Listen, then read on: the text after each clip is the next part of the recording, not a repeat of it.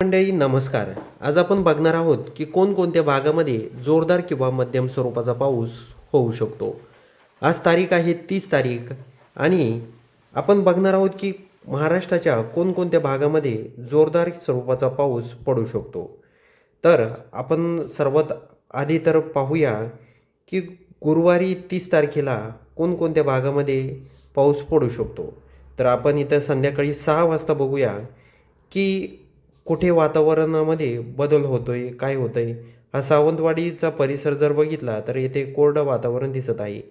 त्याचबरोबर आपण जे मध्य महाराष्ट्राचे काही काही परिसर आहे, तो परिसर देखील बघूया. तर येथे आपण छत्रपती संभाजीनगर, अहिल्यानगरचा परिसर जर बघितला तर येथे 30 तारखेला कोरडं वातावरण दिसत आहे. आपण छोट्या-छोट्या गावं देखील बघणार आहोत की कोणत्या गावांमध्ये पाऊस पडणार आहे. तर इथे अहिल्यानगरमध्ये देखील कोरडं वातावरण आहे. राहुरी त्याचबरोबर श्रीरामपूर, गंगापूर, वैजापूर, त्याचबरोबर छत्रपती संभाजीनगर, पैठण, फुलंब्री हा जर परिसर बघितला तर येथे कोरडं वातावरण दिसत आहे. त्याचबरोबर नाशिकचा जर आपण परिसर बघितला, येथे देखील 30 तारखेला कोरडं वातावरण दिसत आहे. त्याचबरोबर शुक्रवारी 1 तारीख आहे आणि 1 तारखेला काही वातावरणामध्ये बदल होतोय का, हे देखील आपण बघूया.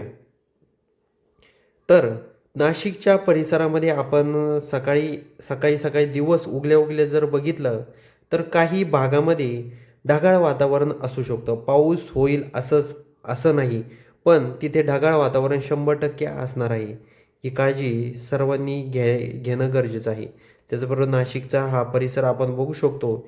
इथे जर बघितलं तर येथे देखील ढगाळ वातावरण दिसत आहे. थोडंसं आपण आता खाली आणखी कोणकोणत्या भागामध्ये ढगाळ वातावरण दिसतंय ते देखील बघूया. कोणत्या परिसरामध्ये पाऊस पडण्याची चिन्ह दिसत आहे.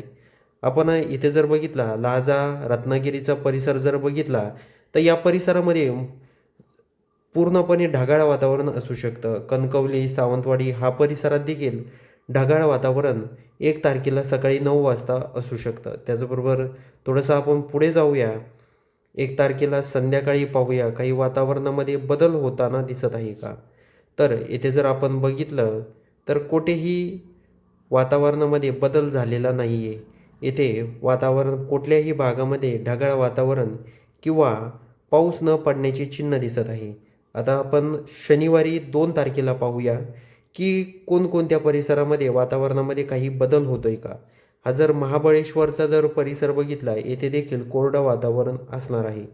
संध्याकाळी 6 ते 7च्या दरम्यान आपण जर बघितलं, कारण आपण कायम 6 ते 7च्या दरम्यान वातावरण बघत असतो. कारण दिवसभर ऊन असतं आणि संध्याकाळीच वातावरणामध्ये बदल होतो आणि काही ठिकाणी तुरळक ठिकाणी पाऊस देखील पडू शकतो. त्यामुळे आपण संध्याकाळी 6 ते 7च्या दरम्यान वातावरण चेक करत असतो. त्यानंतर दुसऱ्या दिवशीच म्हणजे आपण जेव्हा दिवस उगतो, तेव्हा देखील काही भागामध्ये ढगाळ वातावरण असू शकतं. तर शेतकरी मंडळी हो, हा अत्यंत महत्त्वाचा हवामानाचा व्हिडिओ आहे. आपण कोणत्या भागातून, कोणत्या जिल्ह्यातून, कोणत्या तालुक्यातून, कोणत्या गावातून आपले व्हिडिओ पाहत आहात, हे सांगायला विसरू नका कमेंटमध्ये.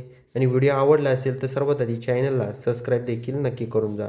तर आपण शनिवारी 2 तारखेचं बघत आहोत की कोणकोणत्या भागामध्ये वातावरण तयार होताना दिसत आहे. तर येथे आपण रविवारी 3 तारखेला पाहूया काही वातावरणामध्ये 3 तारखेला काही फरक पडतोय का? इथे आपण संध्याकाळी 6च्या दरम्यान जर बघितलं, तर येथे आपण बघू शकतो कुठल्याही प्रकारचं वातावरण पावसाचं असणार नाही आहे. पण इकडे आपल्या इकडं नाही आहे. पण इकडं जर आपण गेलो दुसऱ्या राज्यामध्ये, तर येथे दाट म्हणजे जोरदार स्वरूपाचा पाऊस पडण्याचे चिन्ह दिसत आहे.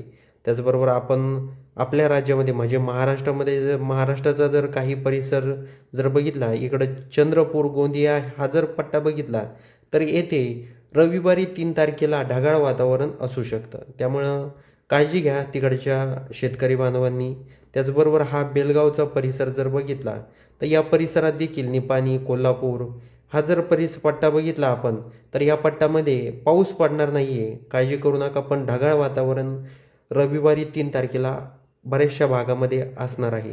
त्याचबरोबर सोमवारी 4 तारीख आहे आणि 4 तारखेला आपण इथे जर बघितलं तर रत्नागिरी, राजापूर, कणकवली, कोल्हापूरचा परिसर जर बघितला तर येथे ढगाळ वातावरण असू शकतं. त्याचबरोबर महाडचा काही परिसरात देखील ढगाळ वातावरण असू शकतं. त्याचबरोबर आपण नाशिकचा परिसर पाहूया. त्र्यंबकेश्वरमध्ये नाशिकचा जो परिसर आहे त्र्यंबकेश्वर, देवलाली हा जर परिसर बघितला तर येथे देखील ढगाळ वातावरण असणार आहे. पाऊस होईल असं नाही, पण ढगाळ वातावरण 100% त्या दिवशी असणार आहे.